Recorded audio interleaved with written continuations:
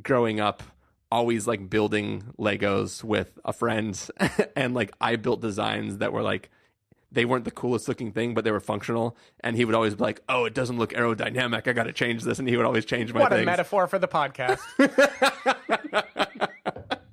You mean you like internal consistency? And your friend prefers dazzling.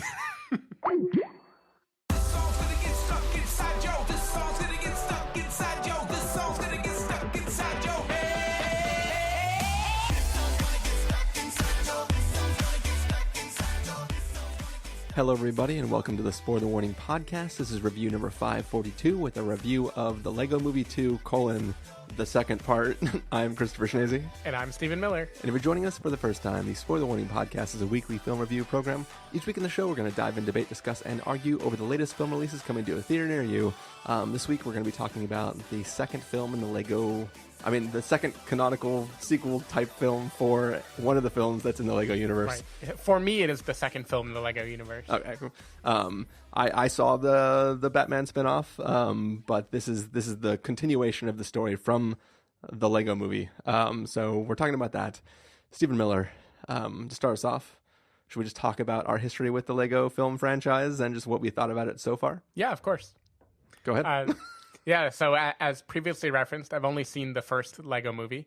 And we were actually talking about Phil Lord and Chris Miller recently in the context of Spider-Man Into the Spider-Verse. Yeah. They're just killing the colon game this year. But yeah, so when I went into the Lego movie, I wasn't really familiar with any of their work before. Not Cloudy with a Chance of Meatballs? I had never seen Cloudy with a Chance of Meatballs. And there's something about the pace of their comedy that is kind of unlike anyone else in Hollywood, at least as far as I can tell. The jokes come, I don't even know what a good estimate, like a joke a minute would be way too slow. It's like 400 jokes a minute. It feels like there are so many gags in every scene. And the Lego movie was just a very frenetically playful, funny world where it took me maybe like 20 or 30 minutes to really like key into the pace that the movie was going at. Yeah. And then I loved it, but it took me so long. At first I was like, oh my God, is the whole movie going to be this high energy? I haven't been this high energy in like years. Yeah. But anyway, I loved it. Like the Lego movie was great. I thought the visual design was really incredible. I think the way it balanced fun and humor with like reference heavy jokes with heart and emotion, it just had a little bit of everything. Like it was unabashedly silly, it's having fun being fun, it's digging on things on purpose, and like you're just having a great time with them. You feel like you are playing with a Lego and you're bringing in all of your cultural knowledge too and being like, oh, bam, bam, bam, now Batman's gonna do this. And it just does a really, really good job. Is that the way you sound while you're playing with your toys? Oh, sure, all the time. But yeah, I just think it does a really, really good job of balancing all of those things and being like goofy in the most like shamelessly fun way possible. And yeah, I loved it. For whatever reason, by the time the Batman Lego movie came out, I was like, I don't know if I need to see a Batman Lego movie. You know, they pulled the trick once. I don't want to watch them take it too far. But when a legitimate sequel came out, then I knew I had to give it a shot. Yeah, I mean, I also loved the first Lego movie. I think that, like, everything you said, I echo. I mean, it was so creative on so many different levels. Just just alone, the way they presented the film. I mean, because the idea of a Lego film was a film that didn't deserve to be as good as it was, right? Nobody wanted it to be good at first. Yeah. And it's one of those things where, like, I grew up playing with Legos, and I love to build Legos, and I never did what the set was. I always built my own things, and I spent a lot of time when I was young playing with Legos, and it was like a thing that I loved to do and had a lot of fun with. And I think that this film was able to capture some of the magic of playing with Legos, plus present the universe where it wasn't just like you were watching a film that happened to be Lego characters. It was like, this is like Lego. Like, it gets it. It looks visually perfect. Like, it looks like it's not a CG film, that it looks like it's actually made with Legos and painstakingly built. And I think it was the designs of the world were very, very, very creative. The humor of the story was really, really great. And it was a really fun film. And then by the time you get to the end of it, there's just like that wallop of like a really strong, heartfelt kind of like, it's almost like a different film right at the end. But it's not that it suddenly veers into some other territory. It's that it pays off everything you've been watching at that moment, and we're just really, really. It went from being like a really fun, amazing film to being like an actually legitimate good film, like at the end of it, and I really, really love that.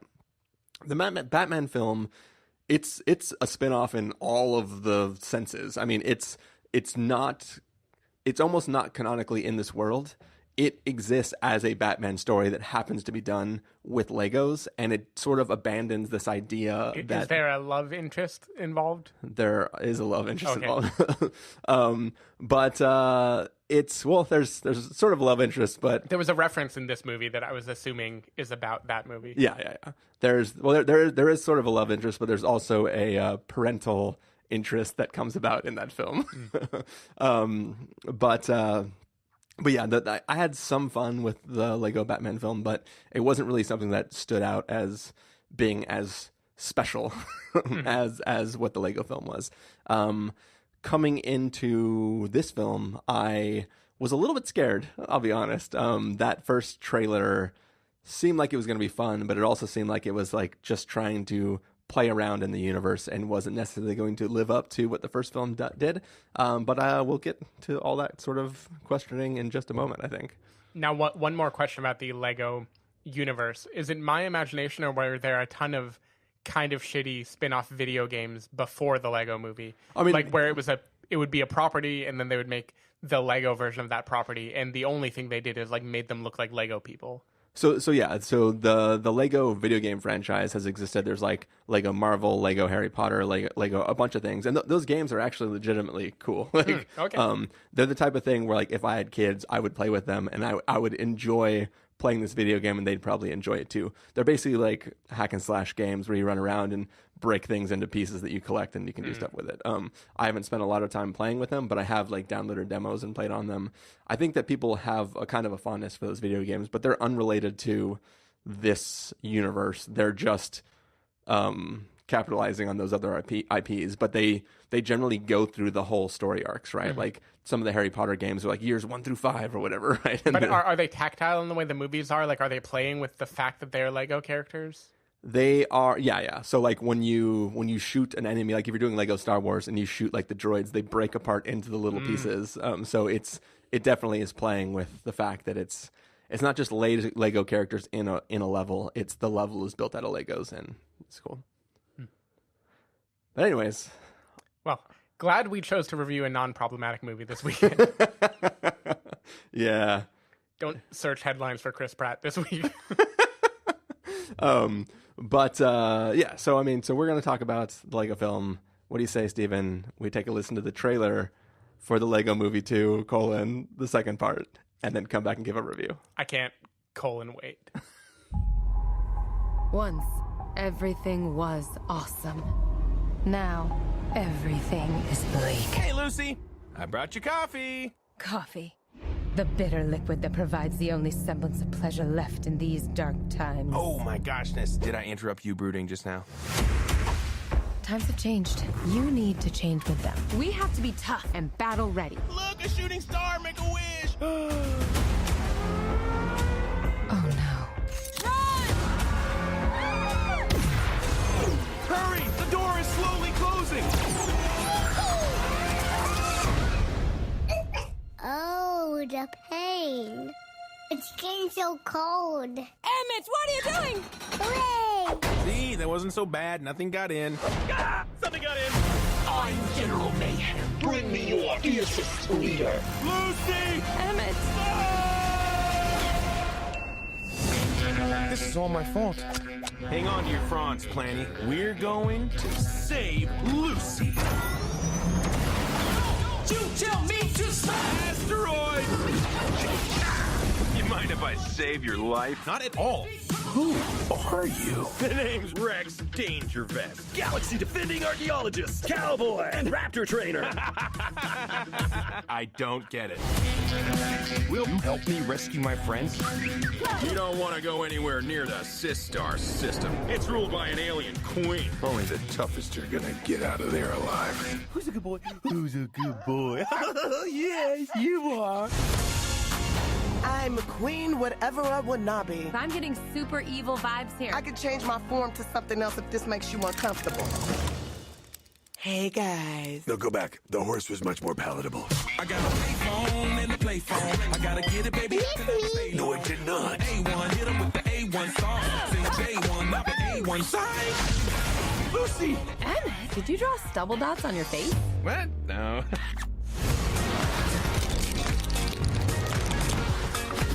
Who are you? I'm your worst nightmare. You're me when I'm late to school and I forgot my homework and my pants are made of pudding? No, I don't. All right, so that was the trailer for the Lego Movie 2, the second part. And basically, it technically starts the moment the last film ended and then does a jump forward about 5 years.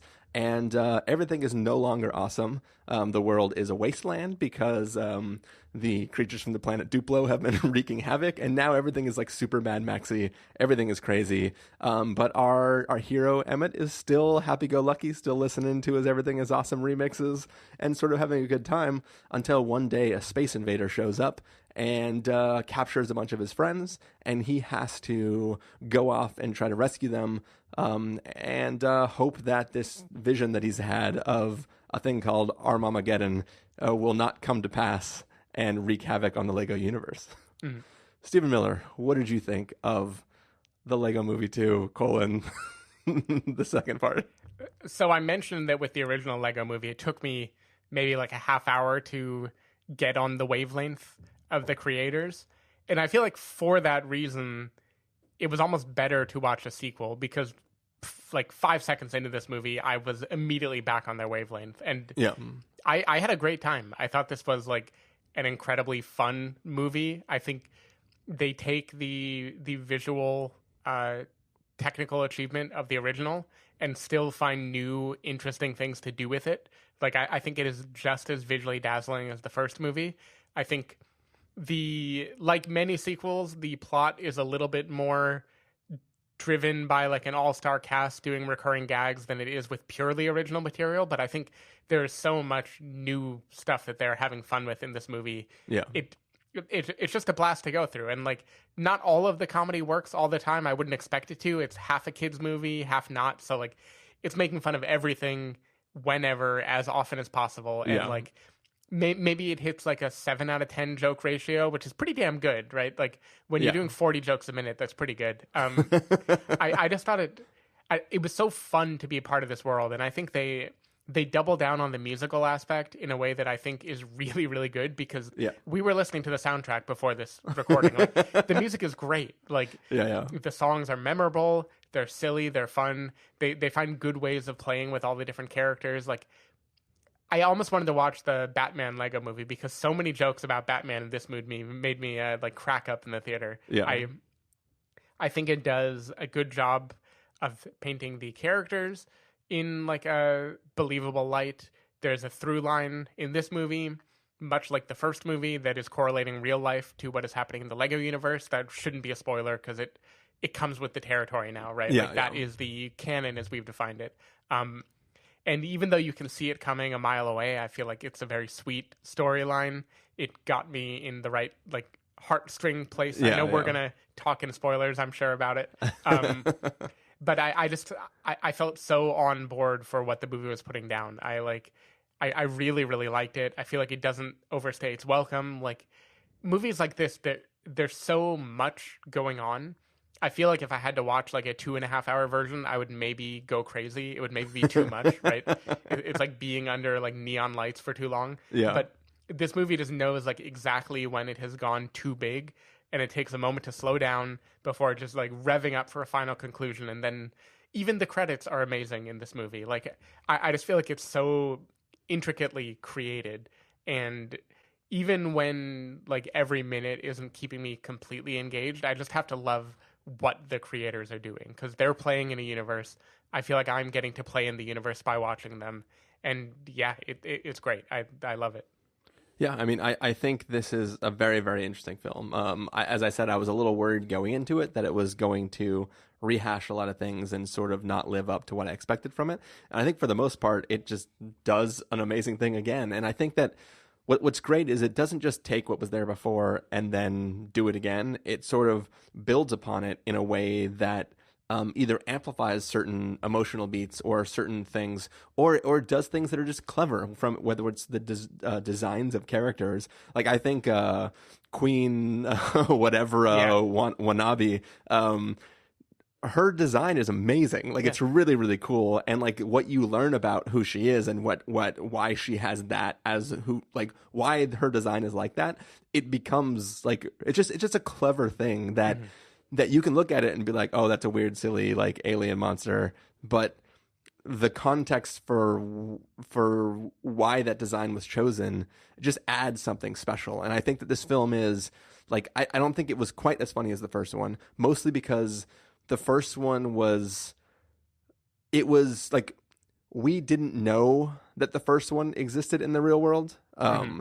So the fact that it referenced things like the Kraggle, like the knife of exact zero, or like there's all these things where it was like, yeah, I can understand why this brick person would think that this thing that we know is a cap would stop this weapon, which is glue, that things are called the Kraggle. Like it was, there were such clever things about not being in the Lego universe, but being Legos in our universe, and then building upon that and doing things that make you go like, shit, that's fucking smart.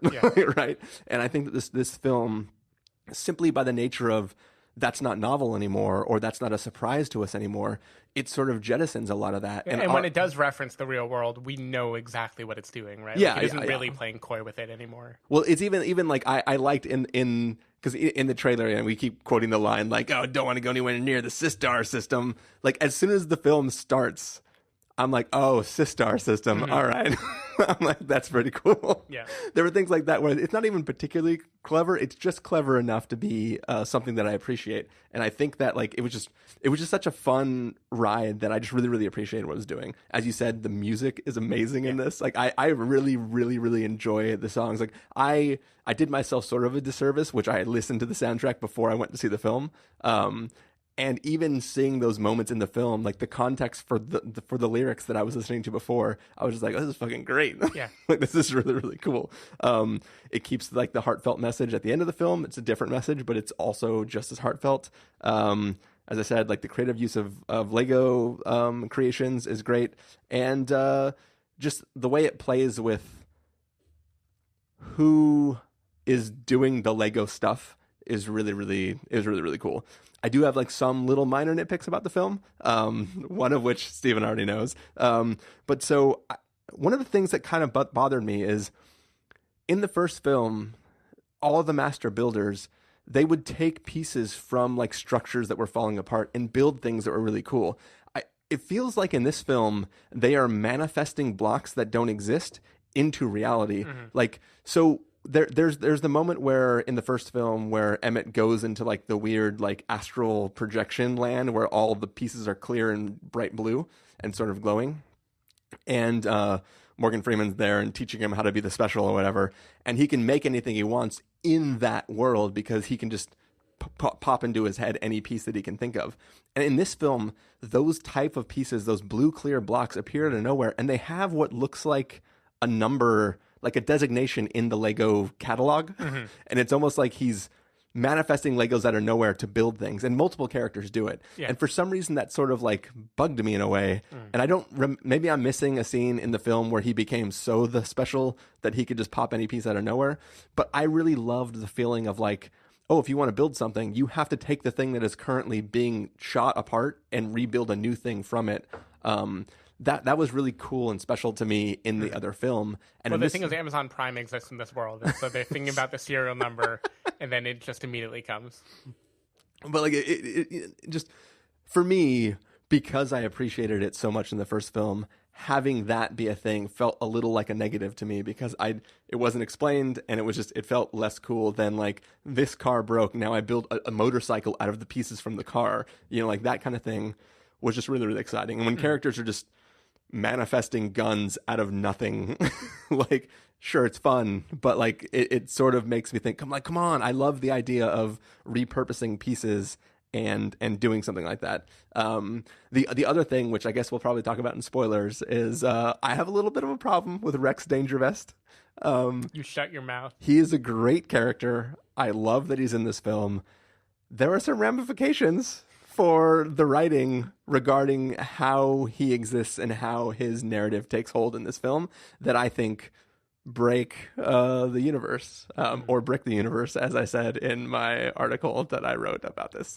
Yeah, I think my closest comparison for that, and we'll of course get into it in spoilers, is 22 Jump Street, another Lord and Miller joint, where it is playing with the idea of a sequel and purposely heightening certain things and being like, we're going to go through the tropes you know are going to happen, and we're going to be very, very meta about what we're doing. So we'll get into it in spoilers, but I think my answer to everything you're about to say is like, I know and they know and none of us care but you. I know. I'm just saying that, like, I care about those sort of things. Yeah. I will say, though, his ship is fucking amazing. Sure. His ship is so great. Like, from most of the angles you see it, it just looks like a normal spaceship. But then, like, you get that one angle where you see the thumb and you're like, oh, shit, his ship is literally a fist that is just punching shit. It's great.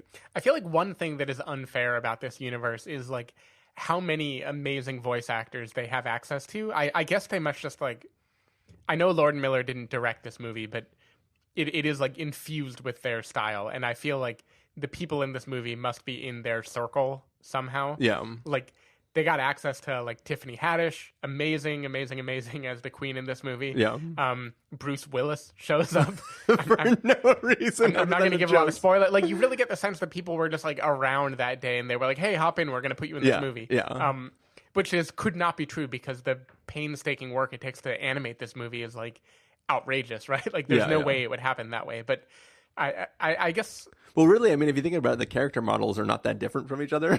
So you could... Yeah, that's true. You could totally just swap out the faces. Yeah, you could just swap out the head and then, like, the chest piece, and then you have a different character, and then you just do a different joke. Yeah. I just feel like half the fun in movies like this is figuring out who the voice actor is for which part. Yeah, like, There was a moment where I was pretty convinced that Robert Pattinson was, like, a voice actor in this movie. He wasn't, but it's the kind of movie where he would have been. Like, those self-referential jokes, like, they find so many people who are willing to do it on themselves. Yeah. It's just really fun. And that is why I don't know if this ought to be considered a kid's movie, and not in the way that, like, Toy Story, you don't know, right? Like, Pixar movies straddle the line. They do both. Yeah. But this movie, like, of those 40 jokes a minute, I feel like 19 at least are, like, ones that only adult film fans will get. Yeah. And I don't know if the remaining 21 are even meant for kids or meant for us to feel like kids as we watch it. Yeah. But there are, like, certain plotting things that if I were not considering it a kids movie, I would maybe harp on more. Like, it over-explains things in the way that kids movies over-explain, you know, like linguistic gags like Armageddon. Everybody got that immediately, right? Like, but the movie, for all of these things, decides later to devote, like, 2 minutes to make it very clear what they're talking about. Well, things like that. I assume they're for the kids, right? But that's like, my feeling. Sistar system is vague enough that, like, it almost seems like the joke is that it's a system that is a sis-stars. Like,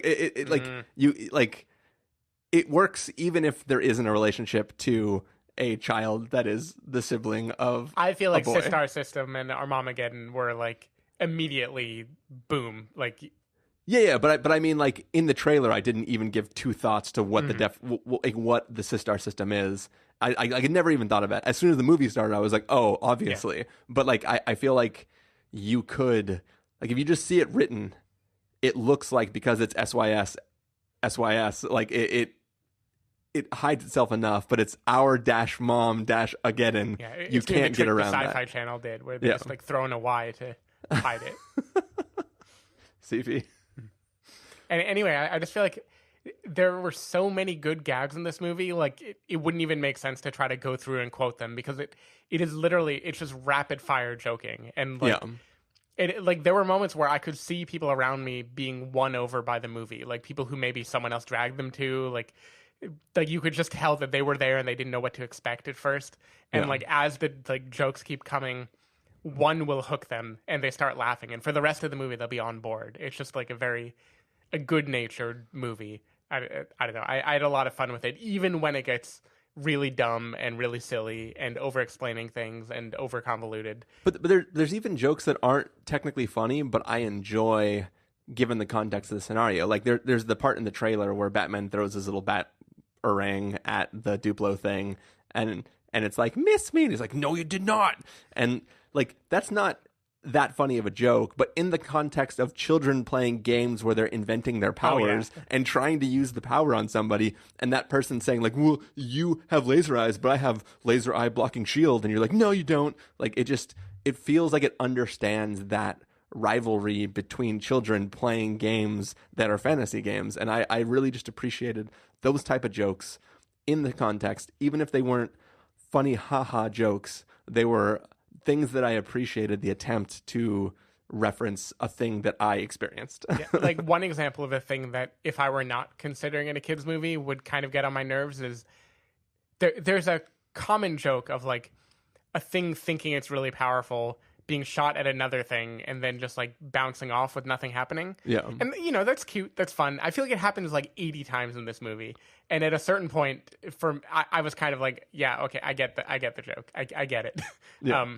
But again, if I'm viewing it as a kid's movie, sure, give the kids those laughs, whatever. It's going to keep working probably. So I'm inclined to cut it slack for that reason. But if I were really reviewing it as like a movie meant for me rather than like peripherally enjoyed by me, I would maybe feel otherwise about it. Yeah. Well, do you think we've reached the end of our? Do you think we're out of pieces for non-spoiler conversations about this film? Yeah. All right. Well, what do you say we get to our verdicts and then close out the episode and then get on into spoilers? I'm ready. All right, Stephen Miller, if you're going to give this a must-see, recommend with a caveat, wait for rental, pass with a caveat, or a must-avoid, what would you give this film? I'm going with my gut here. I got to give it a must-see. I think for what the movie is doing, for what it had to follow, I feel like it does so good a job of maintaining the spirit of the original without only retreading new ground. Like it manages to do something different. It manages to like elevate the characters. I think the emotional undercurrent of this movie, maybe it's just the time and place in my life. I know you're a Flow Pro man though, so maybe you feel similar. I feel like this got me even better than the original one did in terms of the emotions it was trying to communicate. I think the movie is at its best when it's trying to filter the world through what a child would see the world as while they're playing with things. And I think like there's something just so like heartfelt and liberating about that. And it is like Toy Story, right? It's like a lot of these things, but something about the manic craziness of this universe. You get the meta element of like the directors and the visual designers and everyone being in on the same joke. Like everyone is playing with Legos in this movie. And there's just something fun about that. Like I don't need more than one every few years. I think it's like crack. Like if I had too much of it, I think it would become kind of like overwhelming. But in this, like on this wavelength, I feel like I'm pretty much as happy as I could be. Yeah, I mean, it's a great film to watch. I had an amazing time with it. I will also give it a must-see. I think that if you hated the first one, this is not going to win you over. This doubles down. But yeah, like I don't think it's a perfect film. There are a few little things that they don't even really bug me. It's just like I thought about it. And there's another thing that I didn't write in my post that I'll talk about in spoilers too. Oh shit. But yeah, I think it's a great film to watch, and I think it's cleverly made, and it's a real great time, and yeah, it definitely got me, just like the first one. I think I told in that review about growing up, always like building Legos with a friend, and like I built designs that were like, they weren't the coolest looking thing, but they were functional. And he would always be like, oh, it doesn't look aerodynamic. I got to change this. And he would always change my things. What a metaphor for the podcast. You mean you like internal consistency? And your friend prefers dazzling. Oh, yes. Touche, Stephen. Touche.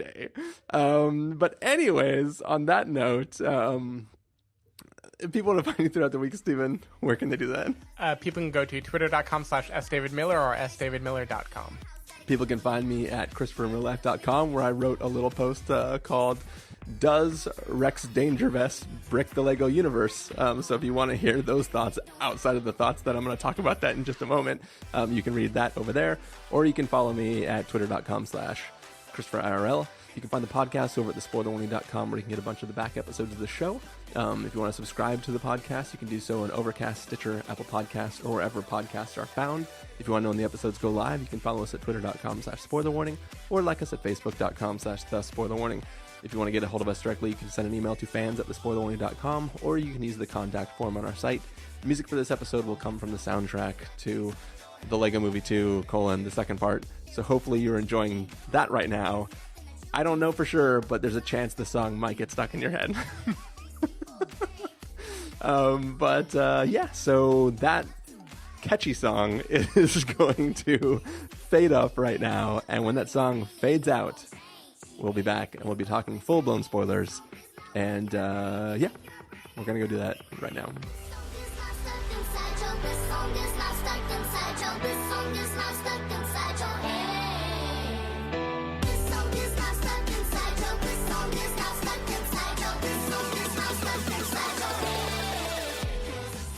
All right, so we are back. This is full-blown spoilers for the Lego Movie 2, the second part. So if you haven't seen the film yet, I don't know what's wrong with you. You should go see it. And if you haven't seen the first one and you're listening to this, you're also weird. But you should go watch both films and then come back and listen to us talk about this. Have you never listened to a podcast about a movie you haven't seen and have no intention of seeing? If I have no intention of seeing it, yes. But if I'm willing to let the host convince me that I should be seeing it, I tend to not like. In fact, I really hate when I know a film podcast that I listen to, when they review 2 films in an episode, and I'm like, fuck, I want to finish this episode, but I have to stop halfway through, and then friggin' Overcast will just next episode I listen to where I've been waiting. Suddenly, it's how I sometimes get spoilers for things like the one film on your list about trying to get pregnant. Private Life. Yeah, Private Life. I listened to a full spoiler conversation of that because I was doing the dishes and it rolled over. It was, anyways. You couldn't just with your shoulder tap your ears and try to get it to pause. I'm worried about dropping my AirPods into the sink. Yep. I'm not crazy. I could have also knuckle. Or taken a step back for a second. But my hands were soapy and wet. Yeah. I don't wash with no suds, man. No suds. I don't want no suds. I was going to say we should do a podcast only about Lego-related movies and call it Little Gold Men. Nice. Anyways, so this film we're talking about... So first let's talk about the ending of this film. So in the first Lego film, the film ends with us realizing that Lord Business is actually the father of the kid who is imagining everything we've been watching up until then. And the father is the one who owns all the Legos and doesn't like his child to play with them because he believes in order and he believes in following the instructions only and not building things out of your imaginations and essentially not being special.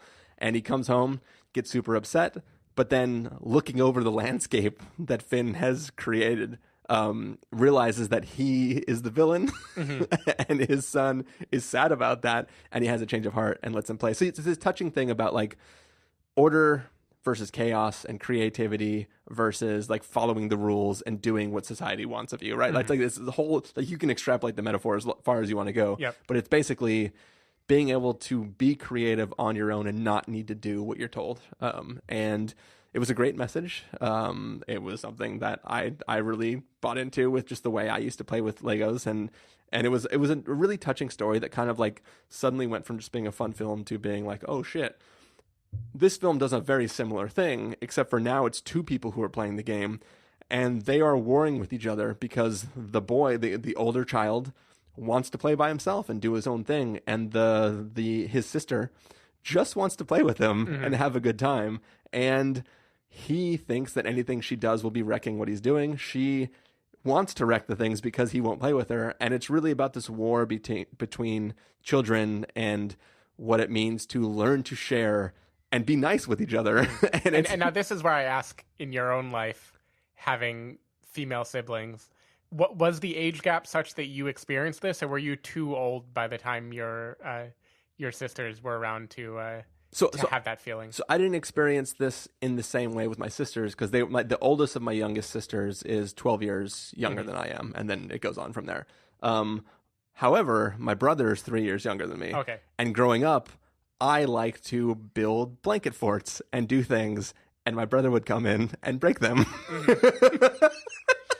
So it is a thing that it is a thing that I know of, like being very, very young and wanting to play things and just build this thing that's creative and have somebody else who is your little brother come in and wreck things. Like, we fought all the time.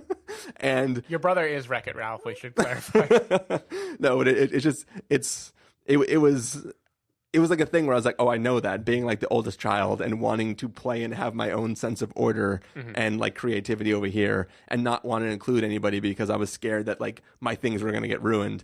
So I definitely identified with the memory of growing up and having that experience. Yeah, because I had a similar thing with my sister. She was 3 years younger than me, which means there's that period of time where like, I don't know, you're like 7 and they're 4, where you're both still cool to play together. Yeah. And then at a certain age, about the age that the kid is in this movie, it stops being cool. Yeah. And you don't want to be playing with your sister anymore.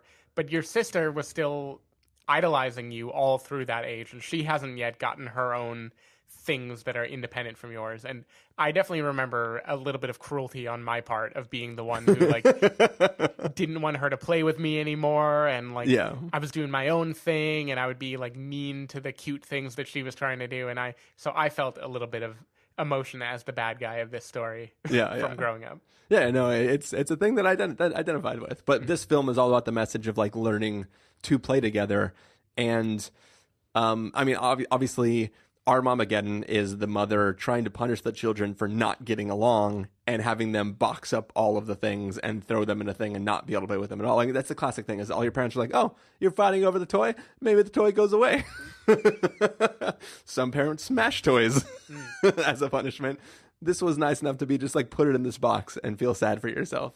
But yeah, it was definitely an interesting way to kind of round out this destructive force that we're shown in the first film, which is the Duplo blocks coming in and destroying everything, and kind of turning it into this thing of like, can we learn to play together? And I actually really thought it was very touching that like the younger girl knows that so the sister knows that her brother is not accepting of her and that they keep fighting, and she just wants to play. So her whole goal is to take some of the characters and marry one of them to her princess, because in her head, if they're married, they can't fight, and like everything will be right. It's such a young, innocent idea of how to solve a problem, which is like, well, if they're together, then you can't fight because we're just together now, and you have to deal with that, right? I don't know. There's something really, just that idea as that sort of evolved. Like, you know, we're introduced to the Queen with her song about not being evil, and you're like, well, definitely she's evil. Like, you know, you're the Lucy Wilde style character going like, well, duh, she's fucking evil as hell. This is a crazy alien queen. And then as you sort of like realize that no, she's just trying to do a truce between these two factions so that Armageddon doesn't happen. Like, I just thought it was like a really touching, creative. Well, that's such a good example to me of the movie becoming like conveying what little kids sound like when they talk about things, because like again, that song is played for laughs. You for sure are watching it thinking this movie is like telling us she's evil, and that's the whole joke, that she's so bad at hiding it. Yeah. But then like when you think back on it and you think of like a little sister who's like trying to say something and she's like just using language that she's heard somewhere else, it becomes really cute in like a very different way that I liked a lot. But it's also not cute. It's also sinister, because she's not evil, but she is trying to manipulate Batman into loving her, right? Sure. Like she's trying to use reverse psychology to force him to be the one that wants to marry her, even though really she's the one that has this plan that like she doesn't want him for him. She wants him to avoid a war, right? This is like some medieval shit. This is Game of Thrones. But no, I just thought it was funny, because she is technically being manipulative, manipulative. What a young boy would call evil. But yeah, I just it's clever on so many different paths. But it's cute and it's enjoyable and it's really fun learning where the plot goes. Mm-hmm. I loved, by the way, everything about Batman getting his makeover and Batman being made to be jealous of Superman. It was great. That like so many of my laughs in this movie came from anything with Will Arnett on screen. I was really on board for that. He's good. Yeah. So I will touch. So we find out. I mean, it's when you watch the trailer, or if you go to IMDb, you know that Chris Pratt is playing both Emmett and Rex Dangervest. And I will say, I could not tell from just the voice. Like, I thought it might be him, but it could have also been. I was trying to place the actor for a long time before I realized that. So I feel like IMDb kind of spoils it a little bit. So, I mean, when I watched the trailer, I assumed that's what was going on, and I didn't assume where it was leading because I knew the jokes were about him, so it made sense in my head to cast the same guy to be the character that is making fun of the actor who is playing the first guy's character, right? Mm-hmm. Like it worked even if they didn't do any sort of twisty logic. But then I started to be like, maybe he really, like, I started to kind of catch on that, like, maybe he really is him. And I was actually thinking for a second that the space girl might end up also being Wildstyle from the future. About that too. Mostly because she never took off her helmet. Yeah, in a way that it would be a reveal when you finally see her face. And like Lucy kept saying things that seemed like, it was almost like, I don't even remember exactly what they were, but there were a few knowing responses that she did that sounded like she understood the character's logic behind something. And I was like, oh, is this going to be like, this is all of them from the future? That's not what it turned out to be. But Rex Dangervest did, in fact, turn out to be Emmett from the quote-unquote future. And they gave us some clues there, like Emmett using marker to add stubble to his face to make himself look more like Rex later in the movie. Yeah. But like, so before I get to like my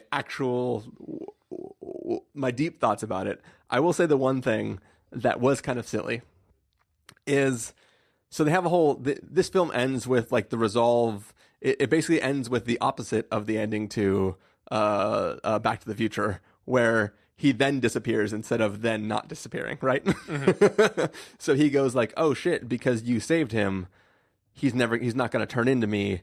That means I disappear.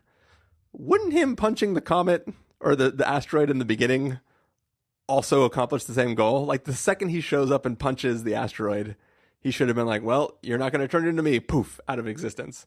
Like he does. But he is going to turn into him. But he technically isn't. Because at that point in time, the only reason he's ever going to turn into himself after that moment is because they war and he throws him under the dryer. But when he was going there, his goal was to get his friends back, not to destroy the temple, which would cause Armageddon. The only reason they fight is because he realizes that he's bad and was trying to convince him to cause Armageddon, which is a plan he came up with after he saved himself. Mm-hmm. Because originally his plan was like, I just don't want to get turned into me. But then when he realized what was going to happen if he did get turned into him, he was like, oh, well, what if everybody got turned into me?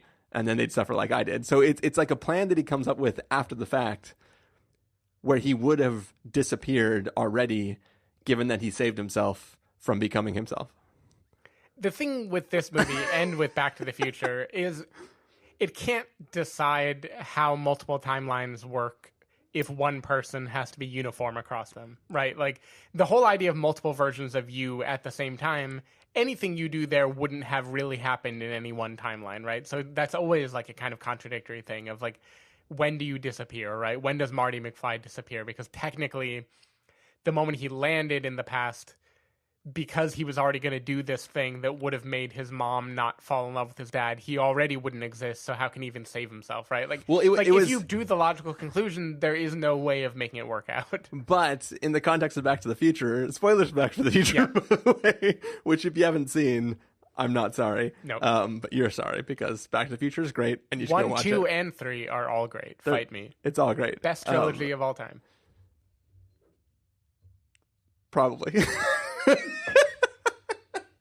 You guys couldn't see this. I haven't seen How to Train Your Dragon 3 yet. So. We'll get to that when it comes out. That Learning to Fly song in the trailer. Oh, I teared up so hard. Fly on your own. I went to a wedding where the mother-son dance was Learning to Fly, and it carried like so much weight of like him like leaving home. I teared up. Anyway, what movie are we talking about? Back to the Future. So Back to the Future.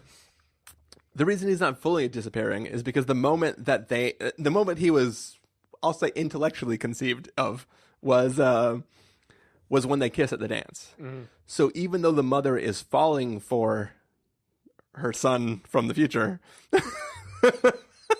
it never gets not creepy. It's not preventing that kiss from happening, right? So he's starting to fade away or like fall over and stuff because he is getting dangerously close to stopping that from happening. But it can still happen. So in this film, the difference is that he stops the thing from happening. Like, he becomes Rex because he crashes into an asteroid and is flung underneath the Dryar.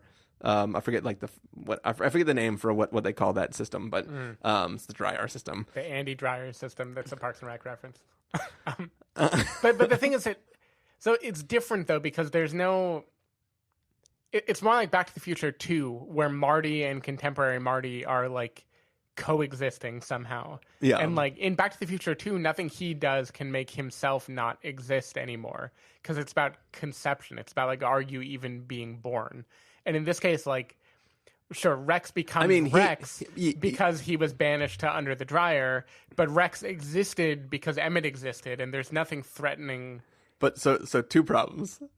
The first problem is, in Back to the Future 2, if instead of him climbing through the rafters and then escaping out of the back, he ran out and danced with his mom and kissed her. But then he wouldn't have run into Bruce Willis.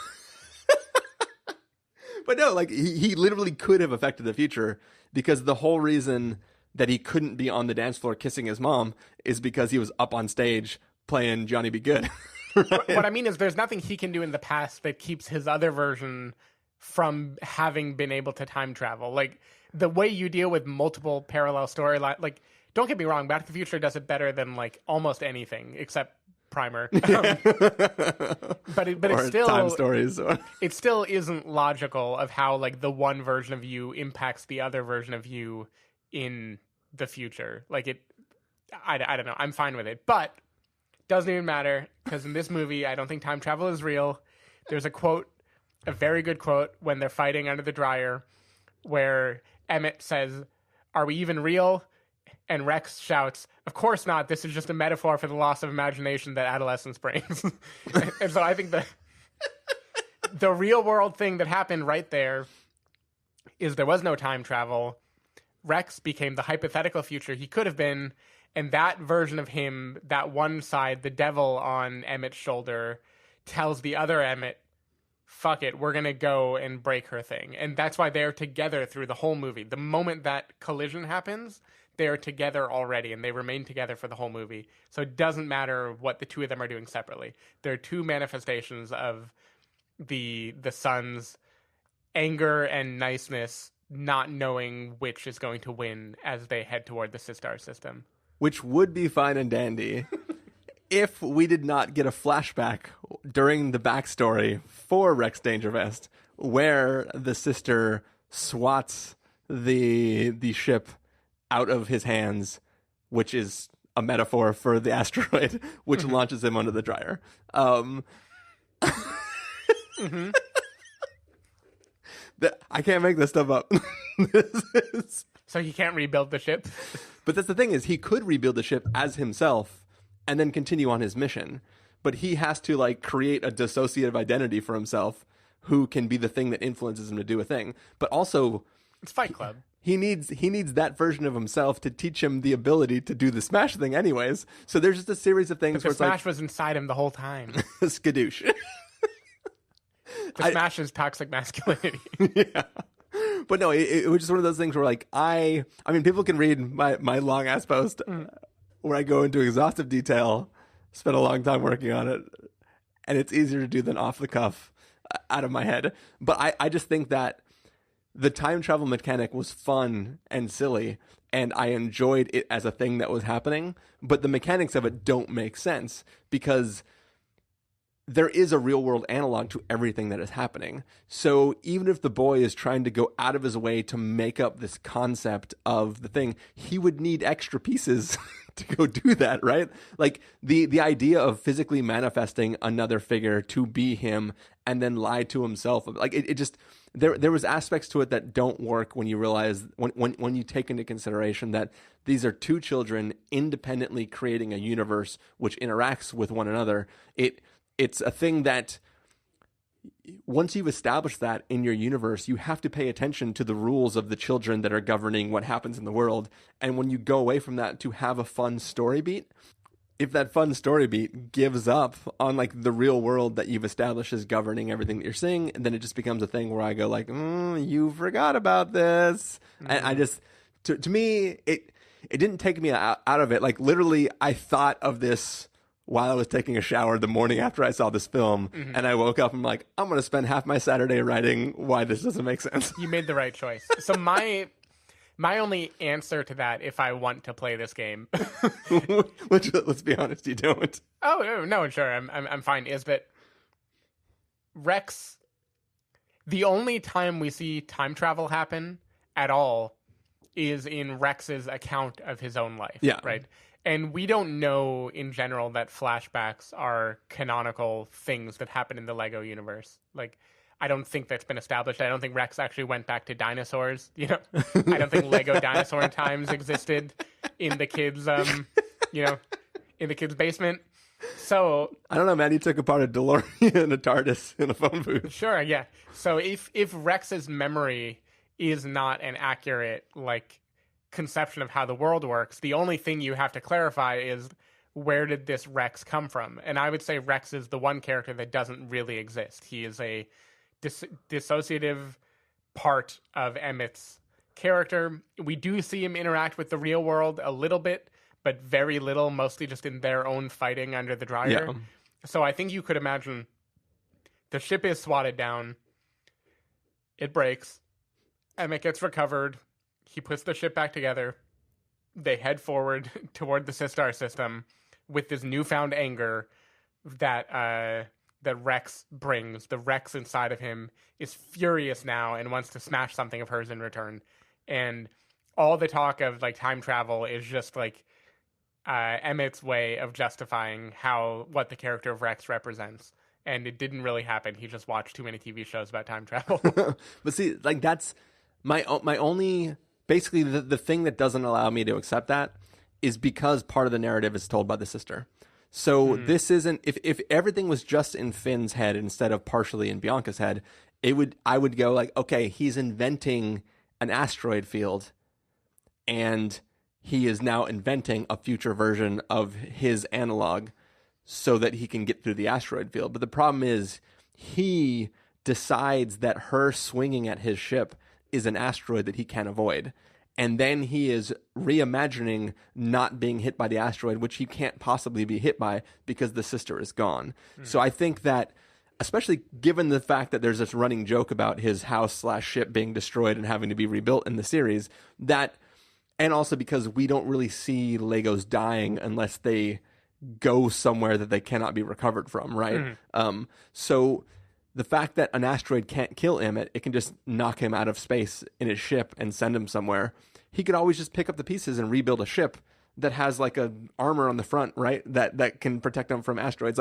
It doesn't make sense why he would not do the logical thing, which is rebuild and fly off and try to rescue his friends, and instead create a dissociative identity with a crazy other ship, which he has to build from pieces of other ships. It just seems like a weird thing. I don't know how old Finn is supposed to be, but I refuse to believe he's intelligent enough or self-aware enough to create a version of himself that can do the thing that he really wants to do, but he can't do because he's too nice and he's Emmett. Yeah. I don't know.